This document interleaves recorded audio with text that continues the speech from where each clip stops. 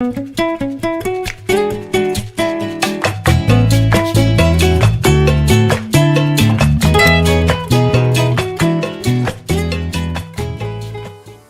and welcome to the very first episode of the Elephants podcast.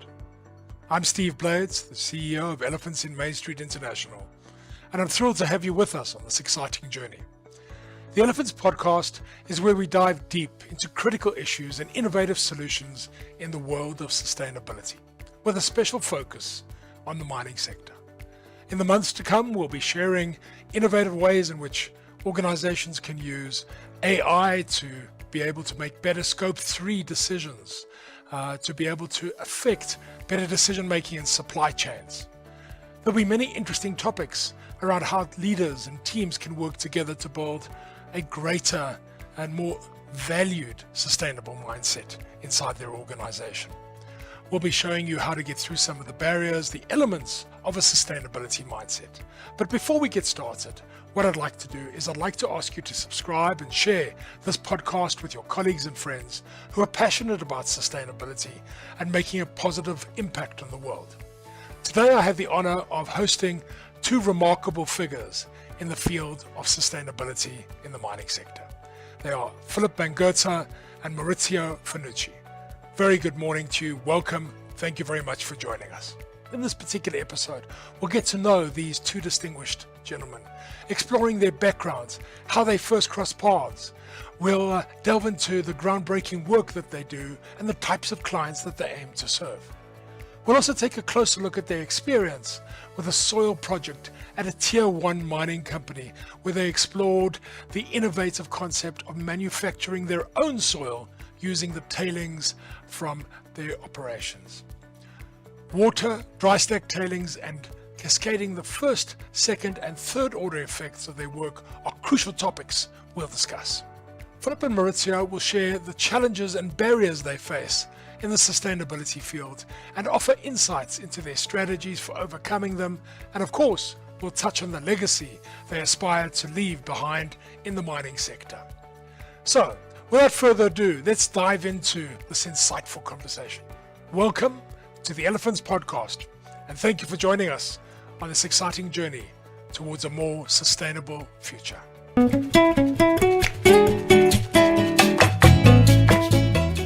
Well, my name's Philip Bangerter and I'm based in Brisbane. I'm a process engineer by original training, but the last 20 or so years I've been a sustainability specialist, particularly in the area of sustainability and design. I started out in manufacturing, in the technical side of manufacturing, designing tooling and working in factories, always looking for more efficiency and a better way of working. And that led me over the years more into production planning and planning, optimizing planning, eventually getting into manufacturing system and planning systems. And then over lots of different roles, working into the mining industry and large capital projects. My motivations are heavily towards sustainability, particularly in the mining industry, and how professionals who have an engineering degree or some other technical training can bring their skills to the sustainability debate or the sustainability in design community. What stayed with me and what really attracted me to the sustainability field was initially efficiency, wanting to use the resources we had a lot better, but then realizing that we don't only have to do that. We can find ways of getting better value from the resources we have by looking broader and looking at broader effects. So Maurizio and I got to know each other at an engineering consultancy during my time at Hatch, 15 years or so in Brisbane, Maurizio in Johannesburg for his time there, and he was quite fortunately allocated to my team in sustainability when we were building that team first. And he and another person in Joburg were the beginnings of that very small team to start with. It got bigger as we went on. So for about 10 years or so, we were colleagues at Hatch. Phil brought me into the world of sustainability, and he's always had a more strategic and, in a sense, the torch-bearing part of it, whereas I've got into the tactics of making things very, very practical. We're very much aligned in our sustainability thinking, different skill sets being brought to the same conclusions. And about 3 years ago, I had the opportunity to capture Maurizio, so to speak, into some work with Anglo American, and we both worked as I guess colleagues within a small team around sustainability, but within a life of mine planning context.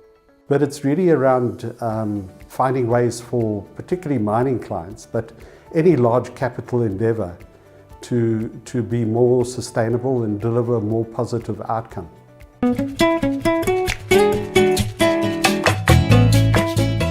To kick things off, can you share a little bit about your purpose and what drives you in the sustainability field within the mining sector? What insights do you think viewers are most eager to learn about when it comes to sustainability and in the mining sector itself, and what kind of clients do you seek to partner with? I think there's a growing understanding or growing desire to be a lot more sustainable, to use a by now very tired term. But I think people are looking for the way that we can do that and still have a business that generates the return for its shareholders and generates a broader value. I'd like to hope that the topic of sustainability has another angle to it, to what they might have traditionally thought of. The industry has, for 2 or 3 decades now, come at sustainability very much from a compliance angle. In other words, there are jurisdictions around the world that have certain rules and regulations around how the mining industry must act when it's operating and exploiting a deposit. And that mindset has dominated for those 20 or 30 years. And I think there's another way to approach, or at least a parallel way to approach the idea of sustainability in design, and the way that the resource is valued, and that valuation beyond the return to shareholders, and trying to get away from purely compliance. We have to be compliant, obviously, but it's no good just being compliant for now, or even compliant for 5 years' time. We have to be doing more than that. And there are ways to think about it, to make it exploit all of the values that come with an ore body for the benefit of society and local communities. So that's really what I hope that they come away with, that there's another way to do things. Getting to the point where we are improving the sustainability of the entire biome. And I've been looking for words, biome, biosphere, but it's essentially not just looking at what we are producing for the use of humans, but the community around the production facilities, the environment, all the creatures that live in it, and the infrastructure we build, to make sure that this is stuff that is going to have a long-lasting effect and a long-lasting positive contribution to society and everything in it.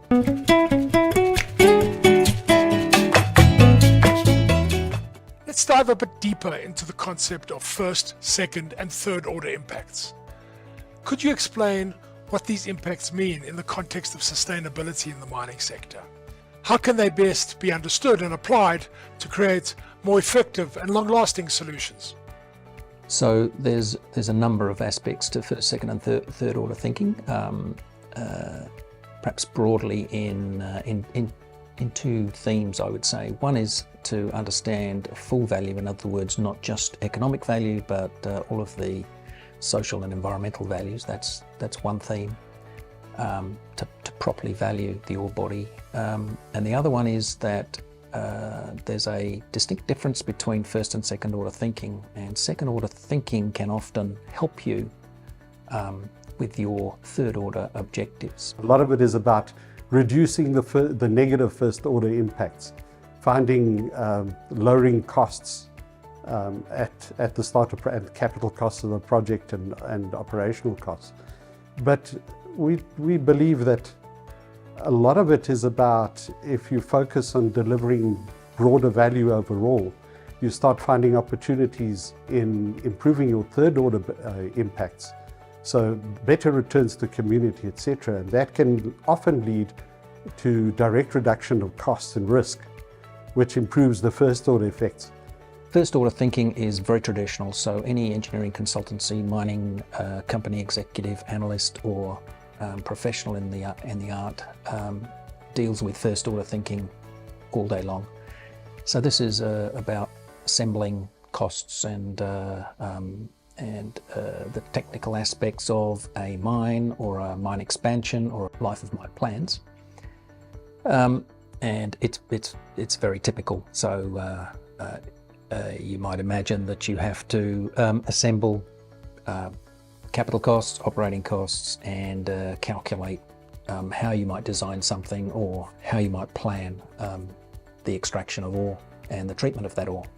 I'll skip to third order next. So third order thinking is around what does that extraction of ore do for total value? In other words, not just the financial returns, but also the environmental impacts and environmental improvements, or the opposite, as well as the value to society and community.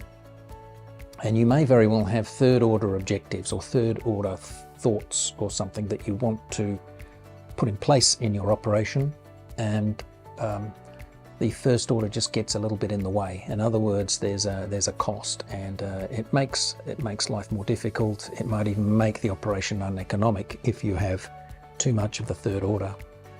But there are ways for second order to help with that, and the siloed nature of our industry, people are split up into various professions, various disciplines, often get to the point where we're thinking about our own job all the time. Recently, the planning work we've done with mining companies has looked a lot though at the second order effects that we can get out of them. It's a little bit trickier.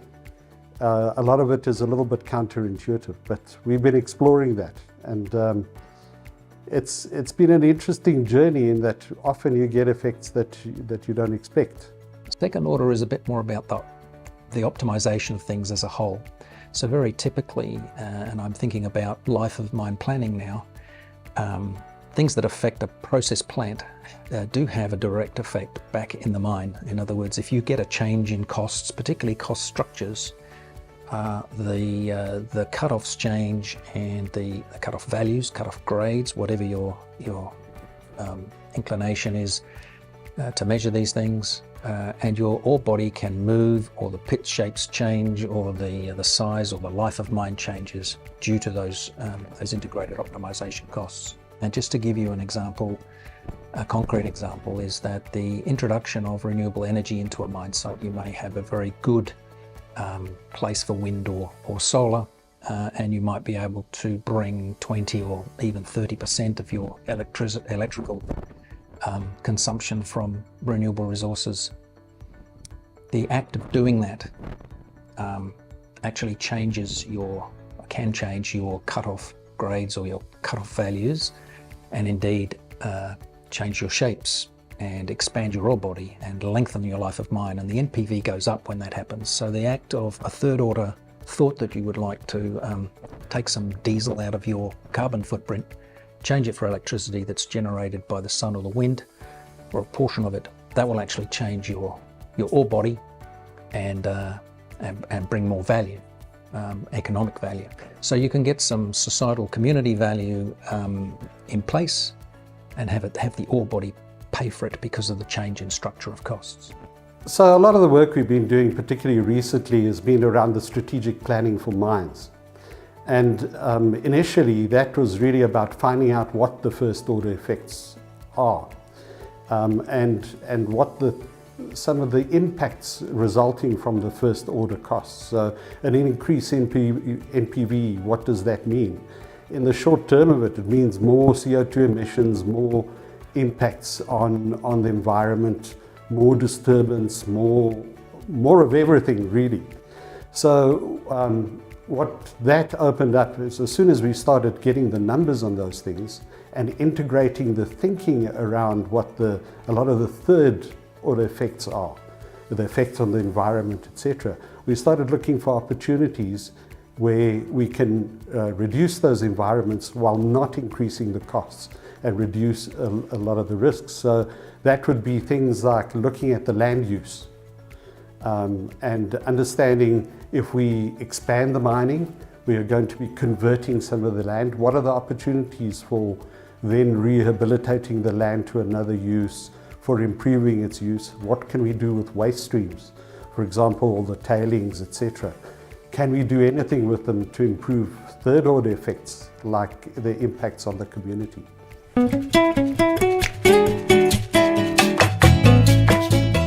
I'd love to hear more about the soil project you were involved in the Tier 1 mining company.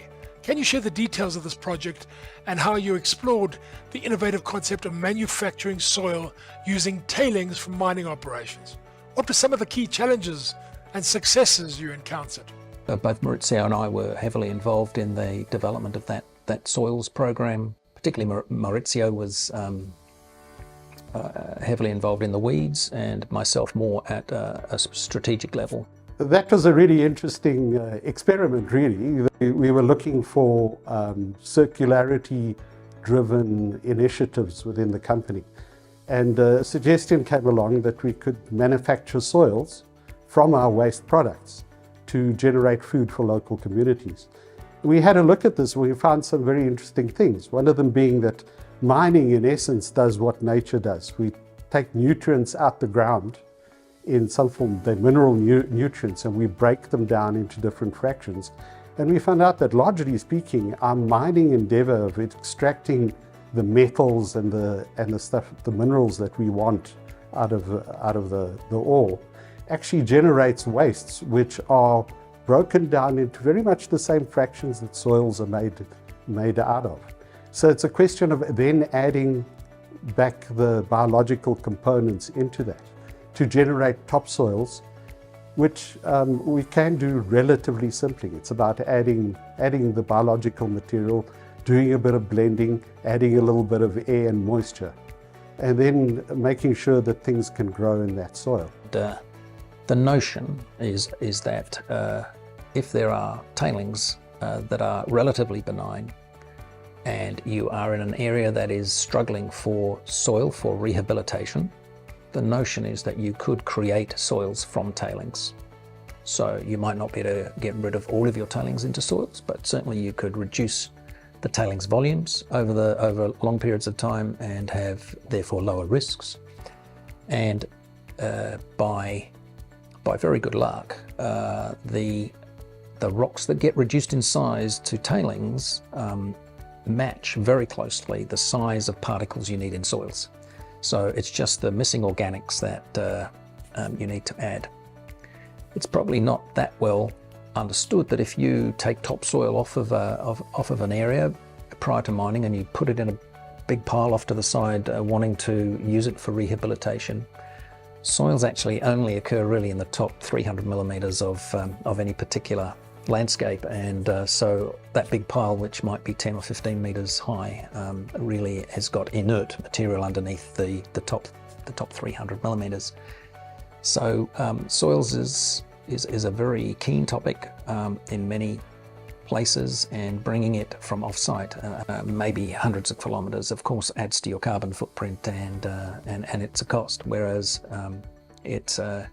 the notion is to examine how you might manufacture that yourself from your own tailings and bring in just the organics or things like that. A very neat program that was encouraged by that Tier 1 mining company, and we got a great understanding of what might be available. It sounds very much like a done thing, but it'll require lots of research, depending on the waste generating by each mine. But we looked at things like iron ore waste materials, which are relatively benign. They're chemically relatively inert. And we came up with ways that we could be generating through a simple process of blending generating topsoils, not only for rehab, but we could actually tailor some of those soils to improve them for better water retention and better or to grow different kind of plants. So that ideally we could take some of the land that has been disturbed through mining, rehabilitate it not just to the original use, but to maybe a better agricultural use and yield some food for local community, food security and jobs. Now, if you're in a compliance mindset, that production of soils may very well lead you to a compliance thought, which is, well, we have to put the soils down so that we can revegetate to whatever our license conditions are.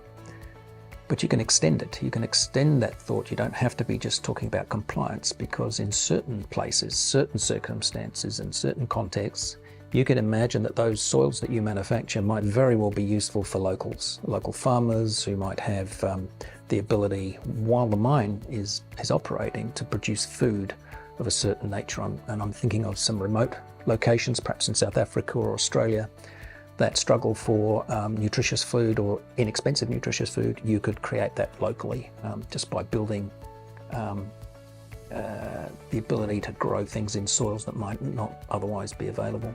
So that expansion of the third order thinking is not just about a compliance oriented thought processes, but expanding it into community. And if you get really good at it, there's nothing to say that you couldn't actually become a soil manufacturer for other mines in the local area. There's all these other business opportunities that might come of that. So I'm advocating a broader thinking about these things. I'm advocating bringing post-mining land use into today's life of mine planning.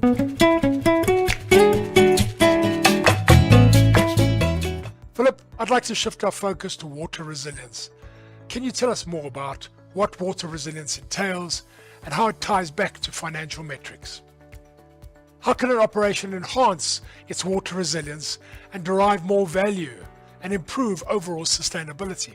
Well, water's a really good topic, a very broad topic. It's the stuff of life. It's needed for all sorts of purposes. It's in conflict with mining in as much as there's competition, and there's very good reasons for local communities to be a little bit suspicious of how water gets extracted, used, and indeed treated and released.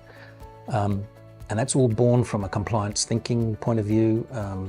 Decades ago, the mining industry was very less well prepared to treat water correctly. The other characteristic of water is it's hugely context specific. So you might think of Canadian mines in the north, plenty of water. Their focus is on how not to accidentally pollute things around in the watersheds, and there's lots of constraints there. If you think of perhaps the Western Cape or the Northern Cape in South Africa, or indeed most of Australia, there's water stress. Northern deserts of Chile as well. Conservation of water and access to very scarce resources drives it. So there's immediately a range of contexts, and then you have to think about proximity. Are you proximate to anything else? Are you remote from everything?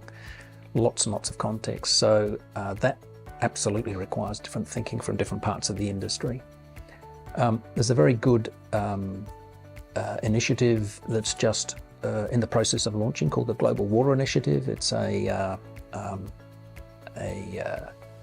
collaboration led by Seek International, and one of the contributors in the research side is indeed this organisation we're sitting here in, as well as the University of British Columbia in Vancouver.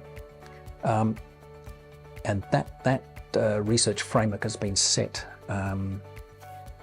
to think about these things in water. But the core to it, the thing that drives that initiative is interdisciplinary collaboration. So on a mine site, water is the purview of everyone, and therefore almost no one. So the process engineer, the metallurgical superintendent needs water to run the process plant. The mining department needs water to keep the dust down. The person who looks after the tailings dam has got a lot of water and needs to deal with it, and all sorts of things go on. And then there's a community and social aspect to it.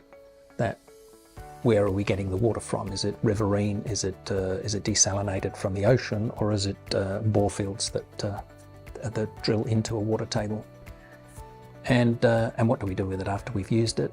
So lots of disciplines have got a connection to water, and yet they probably don't know enough about each other's job, and therefore the Global Water Initiative is there to pursue the collaborative approach, the collaboration and education between disciplines, bringing everybody up to, say, 30% knowledge of everybody else's work in water and why it's important.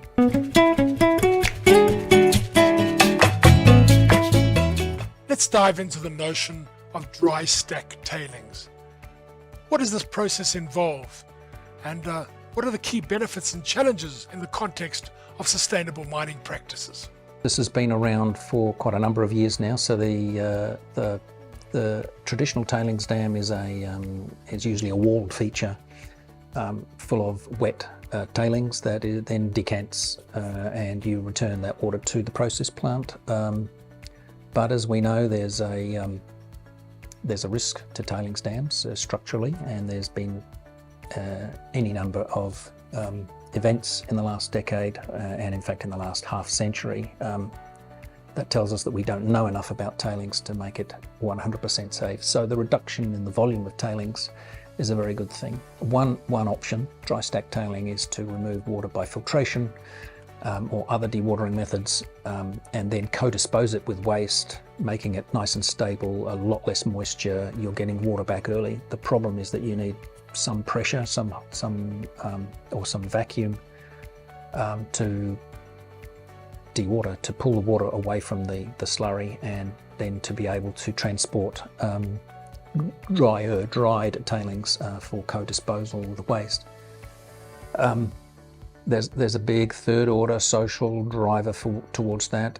It's also a risk management strategy. It's also a compliance strategy. So it's easier perhaps to permit a dry stack tailings than a traditional tailings dam in certain jurisdictions, and in others not. But it costs, and it will drive a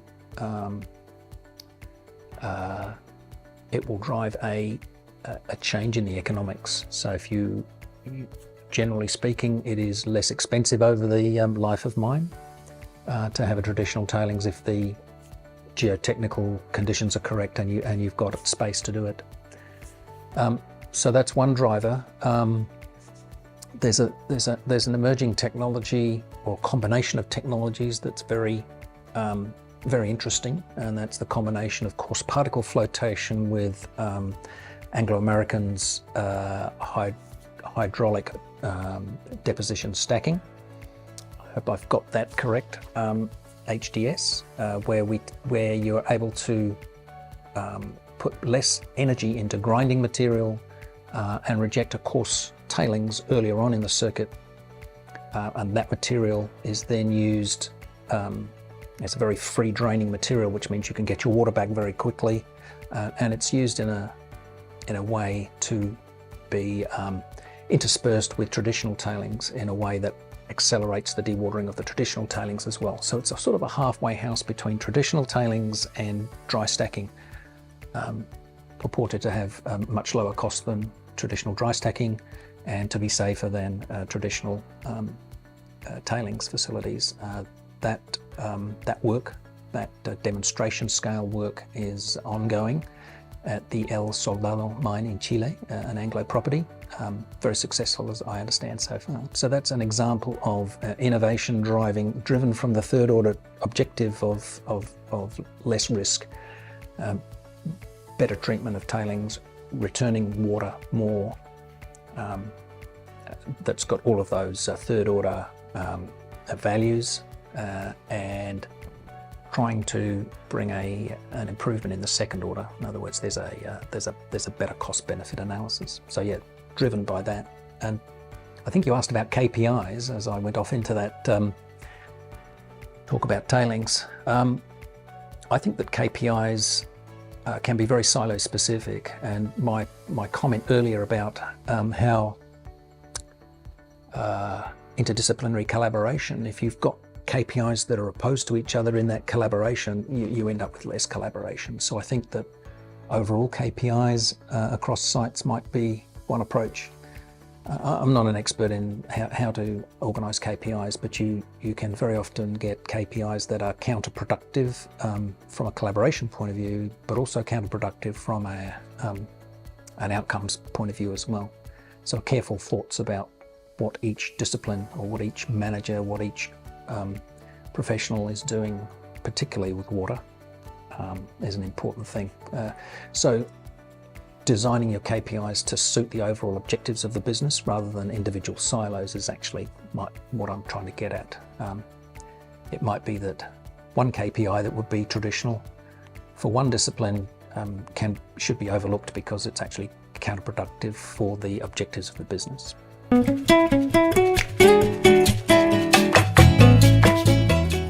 Tell us about the kinds of clients you believe would ideally benefit from your work and why.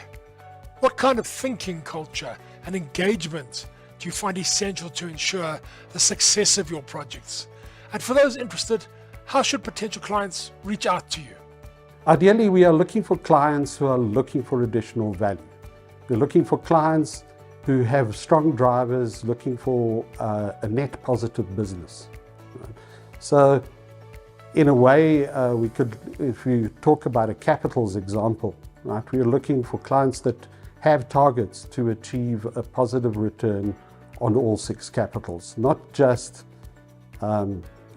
derive the financial value and get to a net zero position. Ideally, we want people who want to go beyond that and deliver more value to their communities. And particularly in the case of mining clients, mining is an endeavor that happens for a relatively short period and has the potential of either leaving a large mess in a ghost town or leaving a thriving community. So we are looking for clients who want to understand, who want to understand the community, understand the local conditions, extract the minerals and leave a thriving community doing other forms of business once they're gone.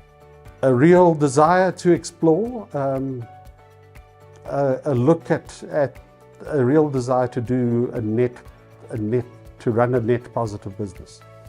That's the main thing, and clear objectives. So a lot of sustainability work is highly contextual. You have to understand the local communities, the local environment around each asset.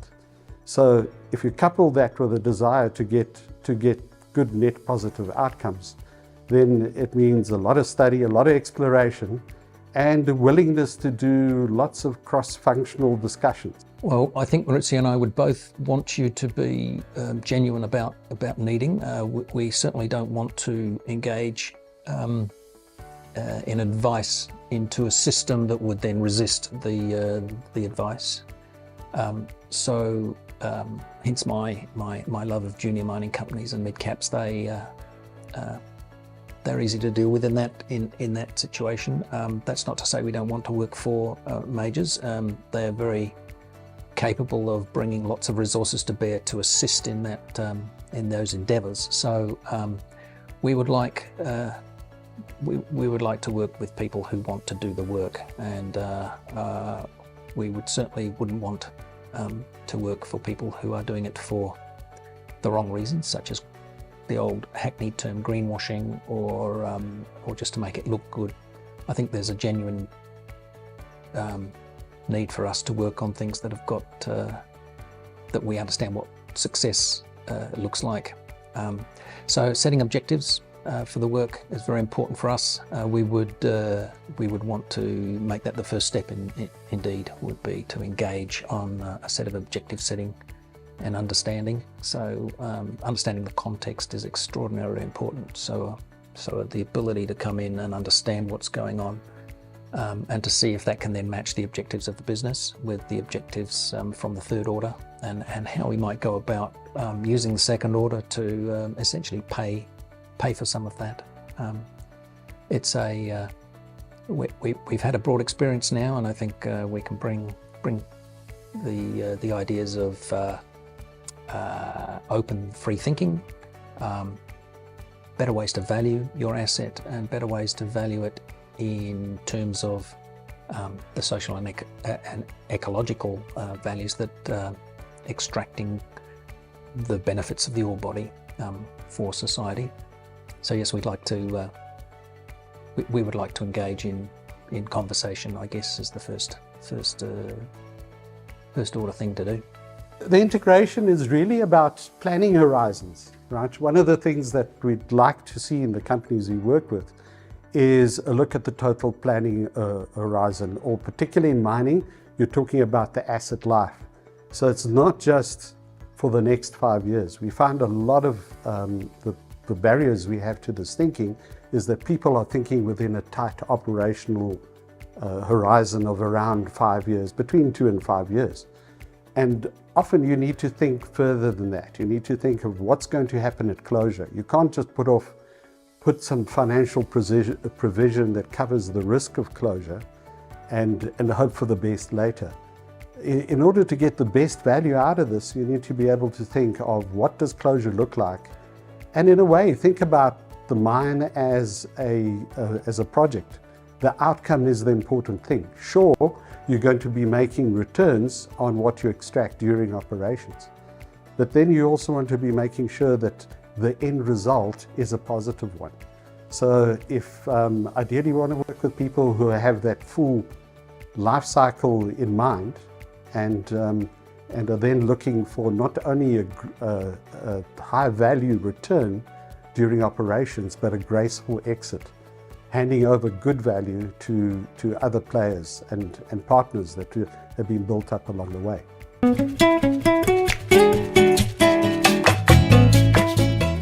Over the years, what are some of the barriers and challenges you've encountered in the sustainability field within the mining sector? What are some of the pearls of wisdom that you've gained from these experiences? And how have you helped others overcome these obstacles? The mining industry is very good at doing certain things, very, very good. It's very good at mining. It's very good. It's very good at building process plants. It's a thing of astonishment to me that $1 billion or $2 billion worth of process plant can be built very, very quickly. And to make it so, the industry is matured in such a way that these things are done in a process that's quite linear. In other words, there's best practice, and you can build yourself a very good solution, a very good techno-economic solution to the extraction of value from an ore body. With mining professionals, there's no doubt we do an extraordinary job in that sense. The compliance with environmental and social considerations has been left to a different discipline generally, and I think that one of the barriers is that discipline very rarely gets an insight into the difficulties to make changes within that system that's there contractually obligated engineering to deliver something very quickly. There's a time value for money, and so if you have delays due to environmental or social things, that has an economic knock-on effect, and there's change resistance. There's always change resistance somewhere. So that's probably the thing, is that there's an institutionalized resistance to change because we have to build $2 billion worth of plant very quickly. Well, our system is built to do that very effectively.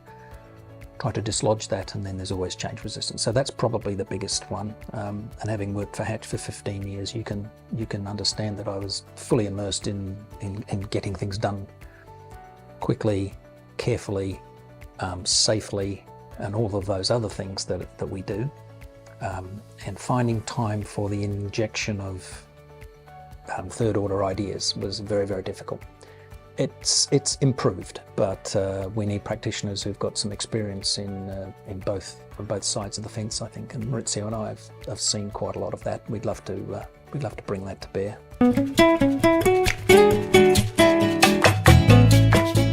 What advice would you give individuals who aspire to leave a lasting legacy and transform their industry, particularly when it comes to metrics and evaluating success and sustainability? What do you hope your own legacy will be in the mining sector and beyond? How do you envision the long-term impact of your work? Well, it's firstly you've got to want it. You've got to be able to think about what the net positives are likely to be and wanting to leave that legacy. Once you've got that, then a willingness to explore and to translate between different disciplines.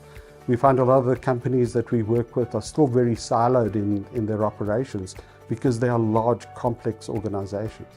So the kind of culture we're looking for is the kind of people who are willing to discuss, explore, and integrate the planning of these things, of the sustainability directly into the operational, into strategy, planning, and operational work. A lot of this is about the individual desires, right? It's I believe that one of the things that has driven me is the belief that we can deliver better value, and so an ability to think about value in the broader sense, and really looking to a future and wanting to leave that legacy.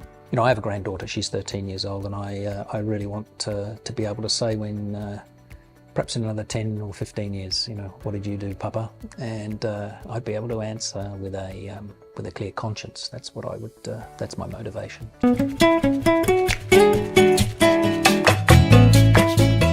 Thank you, Philip and Maurizio, for sharing your valuable insights and experiences with us today. It's been truly enlightening to have this conversation. I'm sure our listeners have gained a deeper insight and understanding of the incredible work being done in the sustainability field of mining today. As we wrap up this first episode of the Elephants Podcast, I want to remind our viewers, please like or subscribe, share this podcast with anyone who's passionate about making a positive impact in the world. Your support helps us to continue to bring these important discussions to audiences like you. Stay tuned for future episodes where we'll continue to explore the intersection of sustainability and industry, focusing on the work that leaders and teams are doing and how innovative cultures are really making a difference. Once again, thank you for joining us.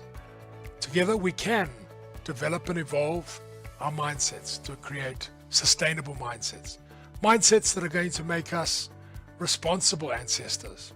I'm Steve Blades, and this has been the Elephants Podcast. Until next time, take care, keep striving for excellence in everything you do.